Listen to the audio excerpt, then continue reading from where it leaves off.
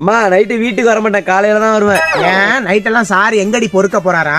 அப்பா night new year celebration இருக்கு, cake வெட்டணும், சரக்கு போடணும். எது சரக்கு போடணுமா? இல்ல பலப்பா, சாங் போடணும், டான்ஸ் ஆடணும், ஏரியால மாஸ் காட்டணும் சொல்ல வந்தப்பா. இங்கரே போனியா கேக்க வெட்டினியா வீட்டுக்கு வந்தியான்னு இருக்கணும். அதை விட்டு புட்டு இந்த பைக் எடுத்துக்கிட்டு முறுக்கிக்கிட்டு இந்த ஏரியாக்குள்ள சீனை போடுறது என்னடா அவளுகிட்ட சொல்லிட்டு இருக்க?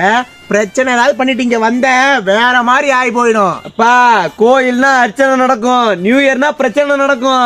ஏடி இவன் எத்தனை வருஷம் வந்தாலும் உருப்பட போறது இல்லடி. ஆமா, இவர் உருப்பிட்டு ஜில்லா கலெக்டர் ஆயிட்டாரு. தம்பி இன்னைக்கு ஆட்டுக்கறி எடுக்கவா இல்ல கோழிக்கறி எடுக்கவாடா? இன்னைக்கு எதுக்குப்பா கறி? ஞாயிற்றுக்கிழமை கூட இல்ல.